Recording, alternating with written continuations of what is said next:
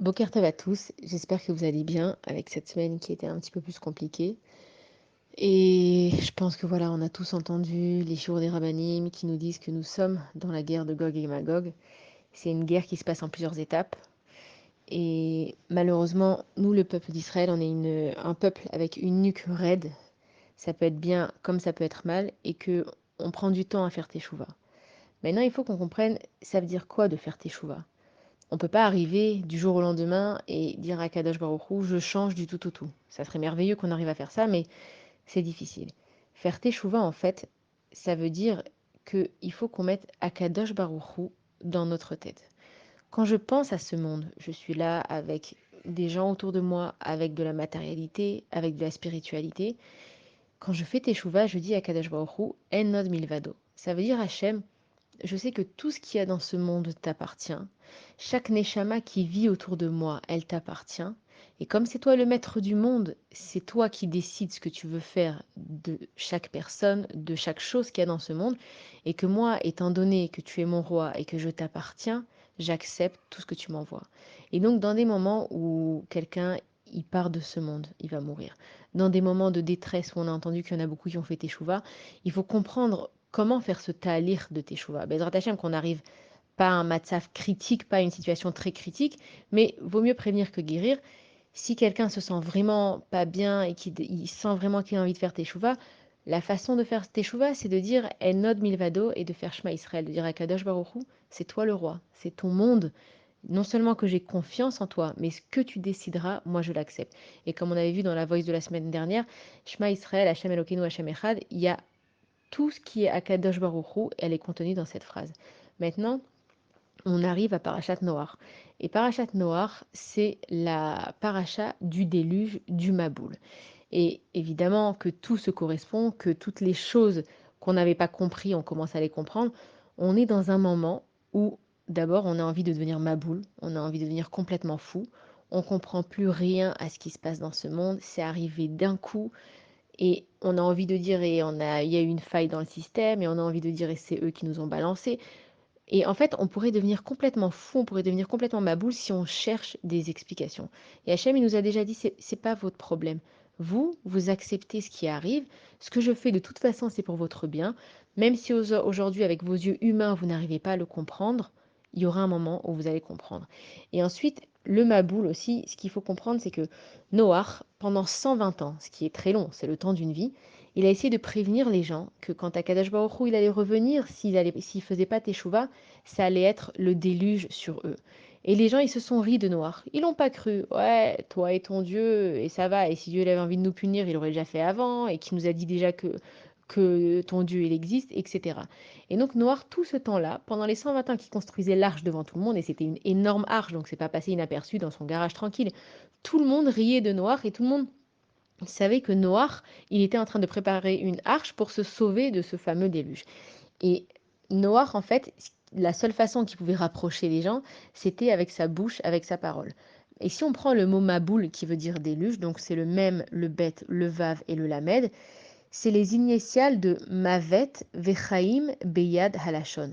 La mort et la vie sont entre la bouche. Ça veut dire que Akadosh Baruch Hu, il nous a donné à tous, une arme super puissante qui s'appelle la parole.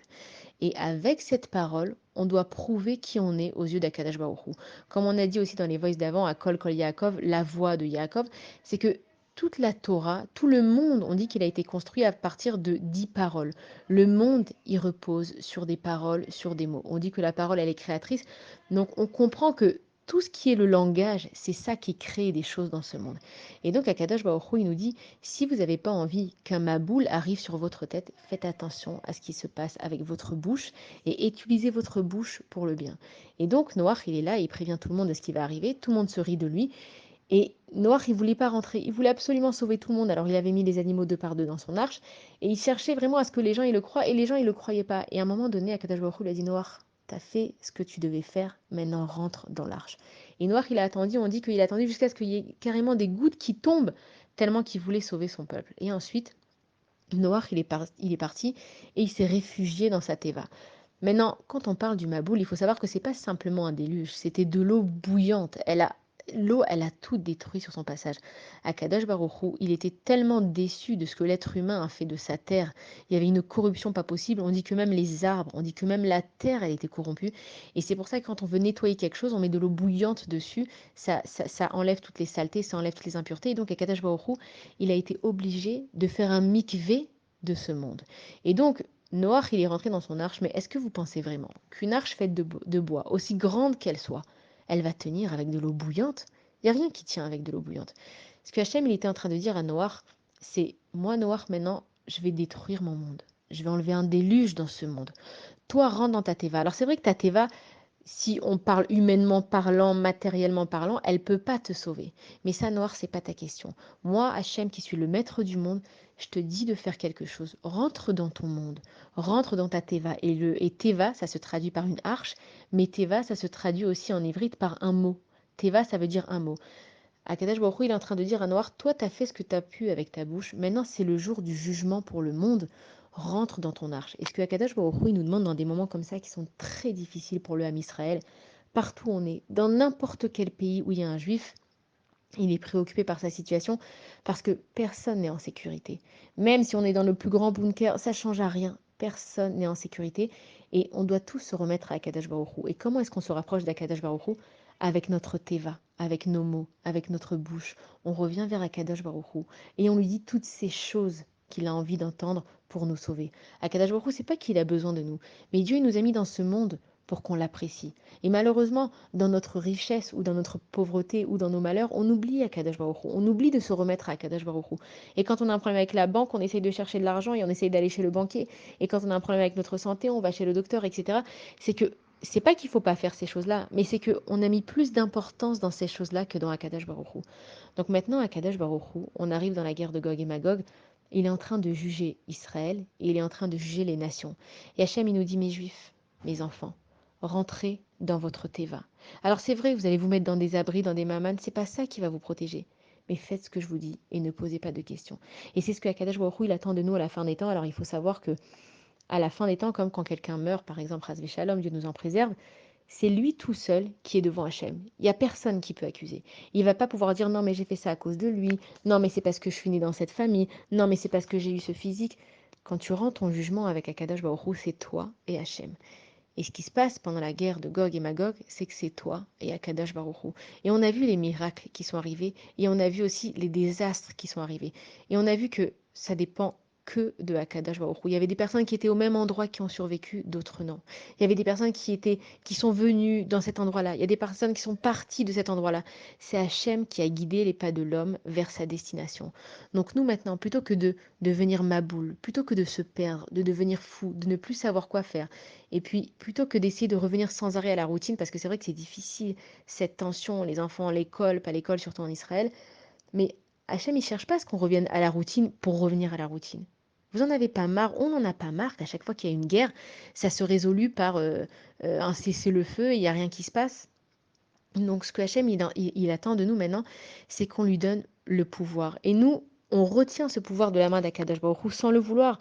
Parce qu'on se dit, non, mais on va faire la paix avec les Arabes, et allez, si Dieu veut, ça ira bien, et puis un jour, ma chère, il viendra. Mais c'est maintenant, ma chère.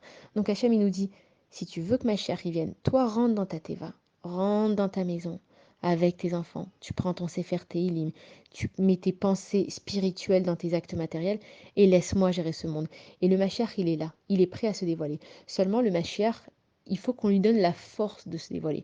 Comment on lui donne la force de se dévoiler? C'est qu'on dit au roi Mashiach, on t'attend. Parce qu'en fait, on a peur, on a peur, on a peur de ce qui va se passer avec Mashiach, et puis on sait qu'on arrive dans des moments difficiles, alors on essaye de s'échapper et de faire autre chose, mais il y a un moment donné où on va être face à ça. Donc plutôt que d'arriver dans ces moments-là dans la peur et dans l'angoisse, on se prépare. Et il faut savoir aussi que nous, on est des Gilgoulim, on est des réincarnations d'autres Neshamot. C'est-à-dire que tout ce qu'on a passé, ça arrive maintenant. Ça veut dire que quand on s'est retrouvé aussi, quand on est sorti d'Égypte, on s'est retrouvé devant la mer, Akadosh Baruch Hu nous a fait plein de miracles, et ensuite il a dit au Béné Israël, traversez la mer. Mais la mer, elle était fermée, la mer, elle s'est pas ouverte tout de suite. Qu'est-ce qui s'est passé? C'est que Narshon ben Aminadav, il est venu, et lui, il a dit, je vais faire le premier pas pour montrer au béné Israël de ne pas avoir peur. Et il est rentré et tout le monde attendait. Tout le monde s'est dit, ah, il va poser le pied, ça va s'ouvrir. Ça, c'est pas ouvert. Tout le monde s'est dit, bon, dès qu'il arrive au genou, ça va s'ouvrir. Ça, c'est pas ouvert. C'est arrivé jusqu'aux hanches, c'est arrivé jusqu'aux côtes. Et on dit que c'est arrivé, il y en a qui disent que c'est arrivé jusqu'à son nez, qu'il ne pouvait plus respirer. Et il y en a qui disent qu'il a rentré toute la tête. Et quand on le voyait plus et que les béné Israël, ils se sont dit, ça y est, c'est la fin, on est perdu, c'est là que la mer, elle s'est ouverte. Alors, étant donné qu'on est tous des réincarnations, que nos âmes qui sont en nous, elles ont vécu ces pogroms, elles ont vécu la Shoah, elles ont vécu énormément de choses. Et même mieux que ça, tous ces gens qui sont niftarim, qui sont morts dans ces kibbutzim, qui sont morts dans ces yeshuvim, tous ces bébés qui sont partis, qui nous dit que la naissance qu'il y a eu il n'y a pas longtemps, cette âme, elle n'est pas revenue dans un autre corps pour corriger autre chose. Akadosh Baruch Hu, c'est lui qui calcule les calculs de ce monde. Et on peut essayer de trouver des signes de partout. On sait qu'il y a 40 bébés qui ont été meurtris, qui ont été assassinés. Et pour qu'un mikvé soit cachère, il faut qu'il y ait 40 céados. Et le chiffre 40, c'est le chiffre du renouveau. Le chiffre 40, c'est la lettre même. Et chaque lettre dans l'alphabet hébraïque, elle a une forme. Et on dit que le même, il a la forme d'une femme enceinte et qu'une femme enceinte, elle amène la vie, elle amène le renouveau. Donc ces 40 neshamot qui sont partis, elles sont parties pour purifier notre monde. Et que maintenant qu'on a tellement de forces spirituelles qui sont avec nous, il ne faut pas qu'on se perde dans la routine. Et qu'il ne faut pas attendre qu'on arrive dans des moments où on va avoir peur pour commencer à dire à Akadosh Baruch Hu, je crois en toi et je te donne carte blanche. Donc on se prépare psychologiquement, sans devenir Maboul. Attention, c'est la paracha du Maboul. On ne devient pas Maboul. Et on dit à Akadosh Baruch Hu, Enod milvado, Shema Israël, Hachem Elokeinu, Hachem Echad. Hachem, je crois en toi. C'est ton monde, c'est toi qui décides, c'est tes calculs. Si tu décides de prendre la neshama de telle et telle personne, de telle et telle façon, on a confiance en toi, Akadosh Baruch Hu. Et il faut comprendre que même s'il y a des morts physiques dans ce monde, les neshamot qui partent, elles vont dans des mondes spirituels infinis, magnifiques, que on peut même pas comprendre. On essaye de le dire, mais on comprend pas. Donc, c'est pas qu'il faut pas avoir peur de la mort, mais presque. Parce qu'Akadosh Baruch Hu, il sait ce que chaque neshama, elle doit réparer. Et chaque neshama, elle appartient à Kadosh Baruch Hu. Maintenant, nous, on aime la vie.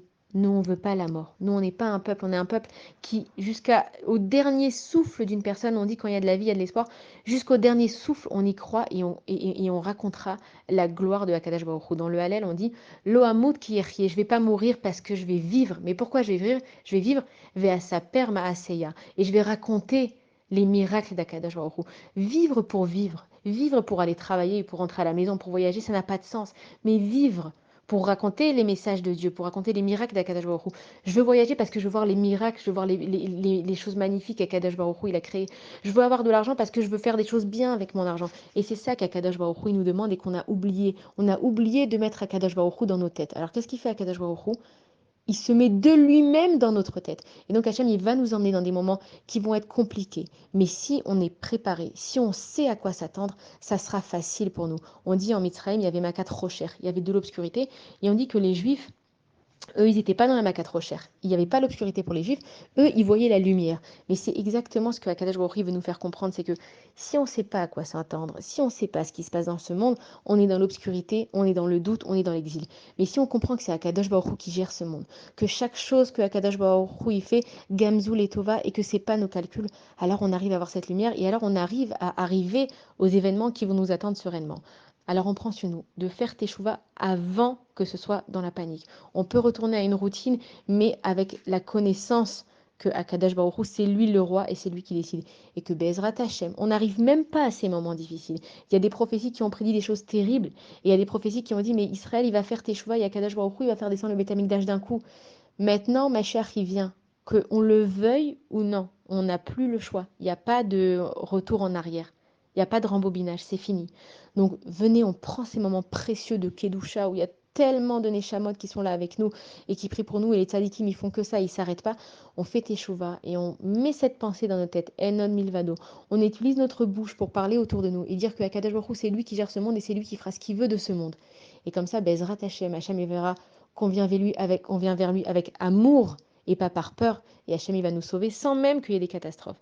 Alors, Bezrat Hachem, que ce Shabbat Noach, que ce Shabbat où on va tous rentrer dans nos Teva et qu'on n'a pas peur, même si on doit rentrer dans nos mamades, même s'il y a des alarmes, même si, peu importe ce que le monde il veut nous faire croire, Akadosh Baruch Hu, c'est lui qui décide. Et ce que Akadosh Baruch Hu décidera qui arrivera, c'est ça qui arrivera. Shabbat Shalom à tous et Bezrat Hachem, qu'on se retrouve avec la Géoula très bientôt.